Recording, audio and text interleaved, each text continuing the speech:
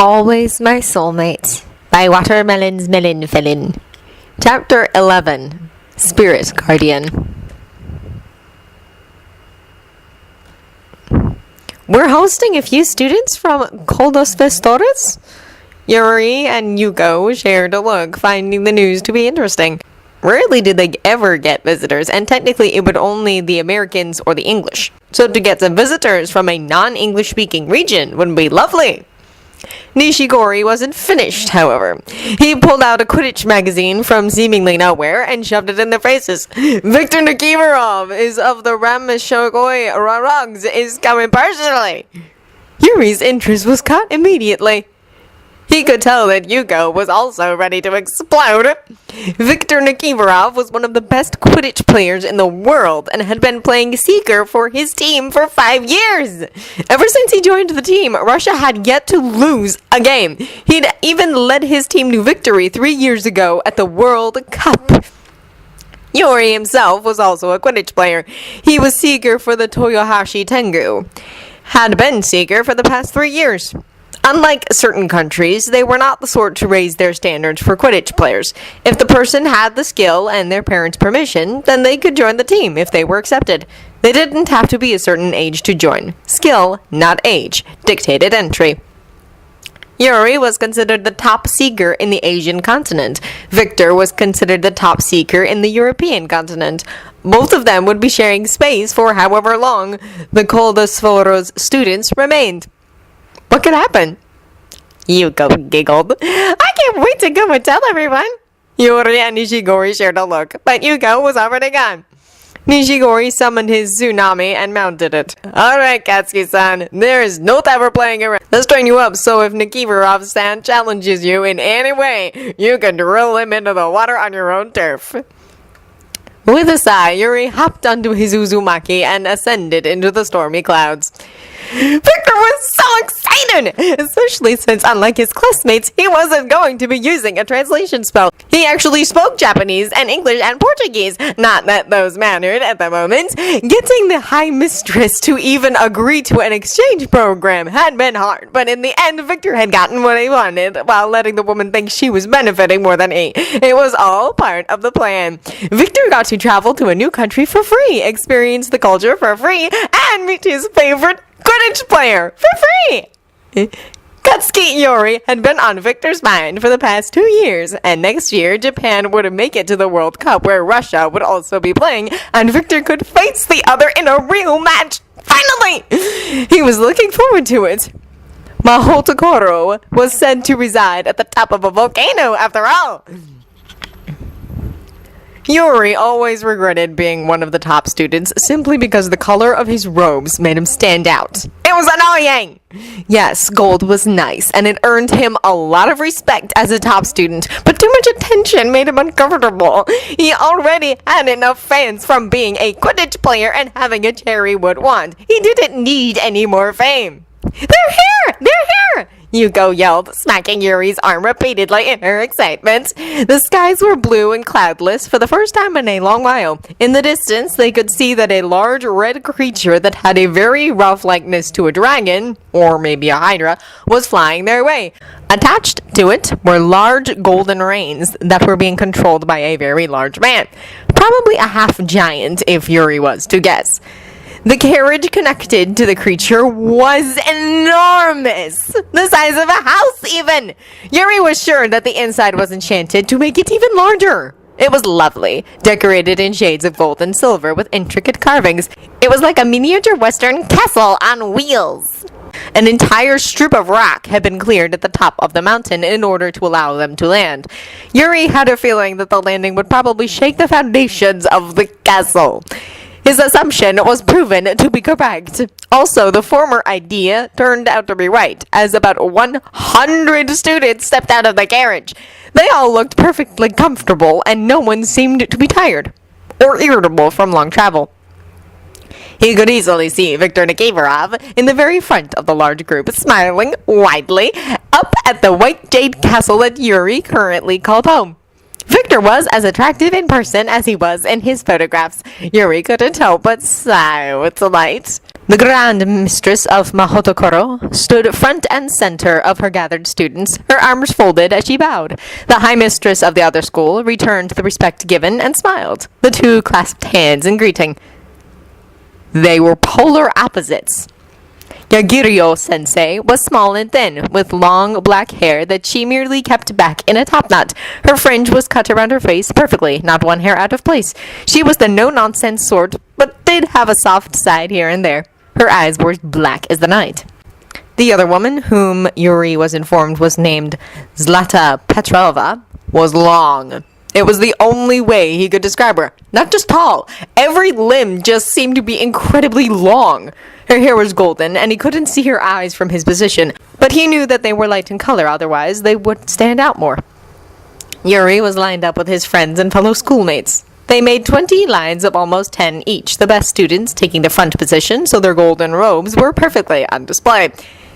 It was always reputation first. Sometimes Yuri just wanted to hide in a hole and sleep, where no one gave a crap about his reputation or skills, just peace and quiet.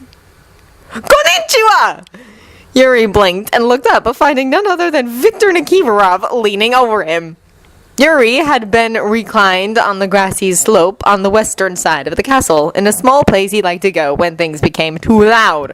Sometimes it was hard to force himself to communicate with people. He needed regular breaks from becoming overloaded far too quickly. Only Yuko knew about this place, but somehow Nikiforov-san had found it anyway.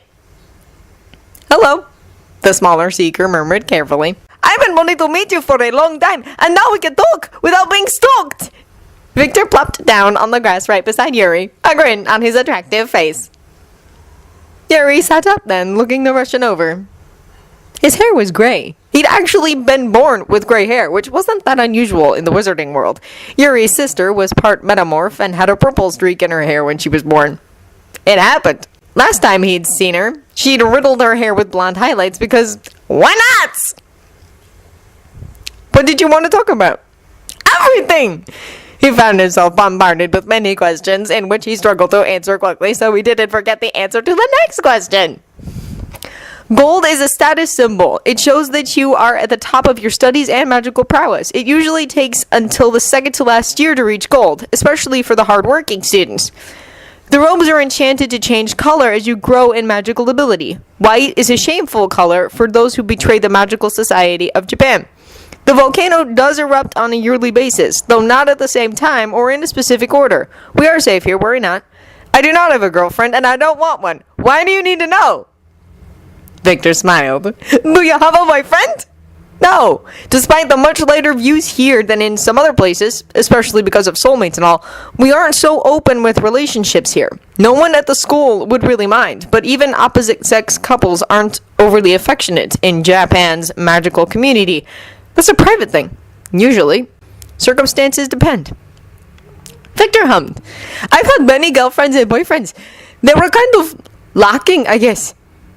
Are you looking for your soulmate? Asked Yuri. You do know that the chance of you actually meeting your perfect match is incredibly low, right? I know! But that doesn't mean I'm going to give up. Besides, I have a patronus. A what? Victor blinked. We adopted the Latin version of the word. Hold on.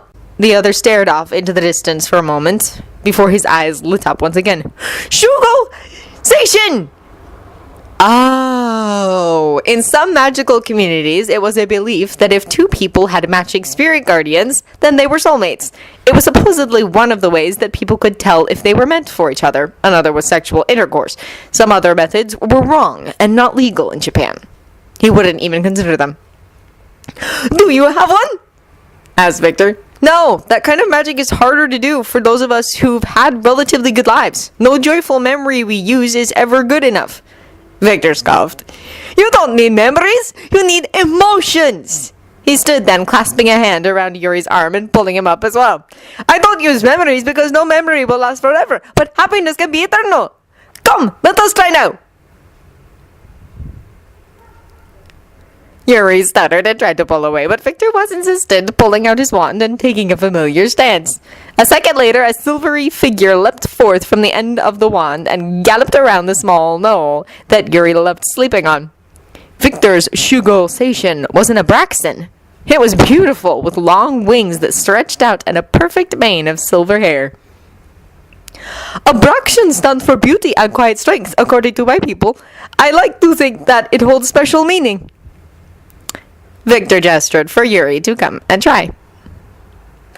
The brunette stepped forward, only to be drawn into a light embrace, where Victor gripped his wand arm with one hand and his hip with the other. You need to think of something happy. Something that could make you fly without magic even. Yuri shivered, but closed his eyes to concentrate anyway. His current predicament was nice enough, and when he let his mind wander, it got even better. Waving his wand and thinking really hard, Yuri tried to cast the spell that had eluded him for so long. Opening his eyes, he could see a small funnel of silver sprouting from the tip of his wand. Nothing grandiose or amazing, but for he who had never managed anything of the sort before, it was a big deal. Unable to help himself, he turned around and embraced the Russian in his excitement. All you need to do is detail the thought that makes this possible, Victor whispered in his ear, making Yuri shiver again. That thought probably shouldn't be publicized. Ever. News spread fast that Viktor Nikiforov and Yuri Katsky were now friends. Where every one of Yuri's classmates expected a pompous jerk who would start fights with their star seeker, they instead found a kind-hearted young man with a desire for happiness and peace. Victor was a breath of fresh air. He also inspired many to step up their training. His presence made them feel like they could accomplish anything, and with the way he spoke of never giving up and always trying, Yuri could understand their astonishment. He was still shocked, and he was the one that Victor had chosen to spend time with the most. Of course, Victor brought his own friends into the fold as well. Yuri's small group of friends got on with Victor's friends well enough, and they had already made a study group that would go out into one of the courtyards at lunch and do assignments together. Yuko was the leader of the study group, so to speak. She had the most efficient study methods available, and together the groups helped one another excel. Victor was very clingy. He liked to touch and be touched. It seemed to be his thing, and Yuri had to get used to it because it happened all the time. There was a running joke going around that Victor wanted Yuri as a lover, but no one was willing to say it to their faces. It was whispered in dark corners and among the most quiet places in the castle. Victor knew all about the rumors, and he did absolutely nothing to quell them. Eventually, Yuri lost interest in starting arguments over it, so he just dropped it. If people wanted to think it, then who was he to care? It wasn't like he and Victor were being disrespected. They didn't have partners or anything, so no one could really be offended. Victor's arm was casually thrown around Yuri's shoulders. The two were on their way towards the stables, where they and several others would be taking some of the giant storm petrels out for a bit of a fly. Usually, they would be having Quidditch practice, but the skies were perfect, and Nishigori preferred to train during terrifying storms. More work, he claimed. Victor was excited because he'd never ridden a bird before. At my school, we have the Zme. They are a relation to dragons, but aren't considered dragons by most magical societies because they have multiple heads. Some of the mothers will let me knit their clutches, and some mothers let me play with their drakelings. Are they the same as the creature that carried your group here? Yuri asked, remembering the large being. Exactly! We have many of them, but Rostislav is the largest and strongest. He doesn't let anyone ride him, however. Stubborn! Yuri smiled and thought of the creature that had managed to annoy the keeper of the stables. He was apparently very picky on what he preferred to eat, which made feeding him difficult. I'm excited! Do you ride bareback? Yuri's face flamed. Excuse me? For the petrels! Do you bridle them and have saddles of some sort, or do you simply sit there? Victor clarified, his mind obviously not going where Yuri's had. With deep shame at his own lecherous mind, Yuri responded in a positive. We have saddles. You'll see. Yuri endeavored to keep his mind clear for the rest of the day, even when Victor insisted they share a bird, even when they actually shared the seats, even when he was forced to ride up front because he was shorter and should be able to see everything too, according to Victor. No, his mind did not wander once. Do you get snow around here during the winter months? Victor asked, curious about the current climate and the fact that it was in the middle of November and the temperature hadn't changed yet. Yuri, who was busy sipping from a cup of tea, froze for a second. Naturally, the islands do not get snow because the temperature stays around 22 degrees Celsius year-round. However, O-sensei takes 10 days in December where she influences the weather and the atmosphere to force snow to fall. The Mahonashi at the nearby military base haven't really noticed anything beyond the suddenness coming in December. O-sensei doesn't keep the same dates every year, just so it can't be tracked. So there will be snow, but only for a little while. She'll tell us when. That was good. Victor loved the snow. I hope it happens during my birthday. When's your birthday? Christmas. When is yours? The 29th of November. Victor would have to get him something then. He'd heard some students talking about being allowed to have pets, and Yuri didn't have one at the school. And Yuri also liked poodles. Victor's smile went wide. He knew what to get Yuri. Have you heard from Mari-chan lately? Yuri shook his head. She's been really busy, and I don't want to get in the way. At Victor's confused look, Hugo explained. She's Yuri-kun's older sister. She's away on a job right now, so she hasn't been home in a while. Oh. Yuri was smiling, though. She's out there being awesome, so I can't complain too much. Victor got him a puppy! It was tiny and cute, and he loved it. He also decided to name it Victor, but called it Vic-chan when around others. Vic-chan came from the same litter as Victor's own poodle Maka-chan. This made getting Victor a good gift even more important. He just didn't know what to get someone who seemed to have everything already. I just want you to manage to create a Shugo Senshin. That's all I need. And so Yuri applied himself more fastidiously to training, if only to see Victor smile at him like Yuri lit up his world. Unlike the Westerners, the Japanese did not rely on words to convey their magic. Intent was the most important thing, which was why only rituals needed words. Yuri meditated more than he ever had before. He studied carefully and tried to find the amount of happiness within himself in order to conjure a spirit guardian of his own. Yagiri-o sensei tried to surprise everyone directly on Christmas Eve by beginning her 10 days of snowfall. The courtyards could be seen covered in couples rolling around in the snow and having snowball fights. Victor was obviously excited and had somehow gotten into Yuri's dorm, someone probably let him in order to wake him up early to go play! Yuri allowed himself to be convinced because it was a special day and he wasn't going to ruin it for anyone, let alone Victor. I learned that the Japanese don't really celebrate Christmas, but I wanted to get you a gift anyway. It's outside. I was afraid of shaking it, for fear of possibly ruining it. Yuri was dragged along to the common room, where very few people resided. Most were reading by the fireplace. The dormitory was rarely ever full on Christmas Eve. Romance was too busy being spread to do anything else, really. I was surprised not to see Yuko-chan here. She's usually awake already. Yuri yawned. Yuko-chan is part of the Jizen group. She doesn't have early morning classes today, so she'll be sleeping in for now. Nishigori-san is a part of the Yuki group. He had to wake up 2 hours ago for his classes. My group, Chugi, has no classes today. Interesting. Victor pulled now in front of the fireplace and told him to wait. He then scampered off, leaving Yuri standing in his pajamas.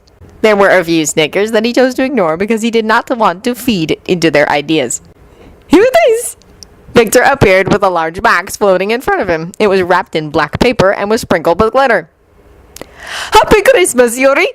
Victor exclaimed, throwing his arms around Yuri and nuzzling his face into the brunette's hair. More snickers followed because Victor did not understand the significance of giving gifts on Christmas Eve. Still, Yuri was touched and resolved to complete his spirit guardian training as soon as possible. With a wave of the hand, the wrapping vanished, leaving a simple brown box and a lid. The lid levitated off the gift and was dropped on the floor so that Yuri could look inside. Yu-chan! Yuri's mouth dropped open when his older sister popped out of the box to throw her arms around his shoulders. Mari's squad had been stationed over in Australia. They were supposed to be uncovering some kind of dangerous creature in one of the Australian deserts at the behest of the Australian ministry. Mari was a magizoologist and was considered one of the best in her field. She had been gone for 2 years, and they'd only been able to fire call one another a few times. Letters were even less frequent. Yuri took comfort in the lingering smell of tobacco in her hair. She hadn't changed much, if at all. A little older and a little scarred on the one arm. But she was still the same. and Victor had somehow brought her here. Yuri couldn't help but send the other teen a grateful smile. This was the best gift he could have ever gotten. Victor wasn't expecting Yuri to burst into his room. Rarely did the inhabitants of Mahotokoro venture inside the visitor's ship, but Yuri looked insistent. Victor-kun, I wanted to give you a gift as well, said the other, slightly out of breath. Before Victor could even ask, Yuri lifted his wand and made a small circular motion with it. Immediately, a silver Abraxan shot forth, tiptoeing nearer to where Victor was seated in order to headbutt him. The Russian gaped for a moment before leaping off his bed and capturing Yuri into his arms, kissing him soundly on the mouth. From where they were peeking around the corner, Yuko and Mari smiled. I don't think they understand that the Guardians only show who you love most. They don't actually show soulmates, Mari murmured, a small frown in place. You gotist. It's adorable either way. And no one said soulmates have to get together anyhow. True. Hey, look, they're tonguing now. Yuko giggled. 6 months later. I want a good cream game, the referee said sternly, eyeing up the players on both teams. Victor and Yuri shared a grin. There they both were, though it wasn't as if no one expected it. The Quidditch World Cup was held in Germany this year, and Victor's team was up against Yuri's team, as many had predicted the former year. Just because they were in a relationship did not mean that they would not make each other work for the victory. If anything, this would just push both of them on to try even harder. The Seekers both shook hands for good showmanship, and even shared a wink between them. The players hunched over their brooms, and when the whistle sounded, they took off amidst the roars of the crowd. Victor wouldn't trade this for the world.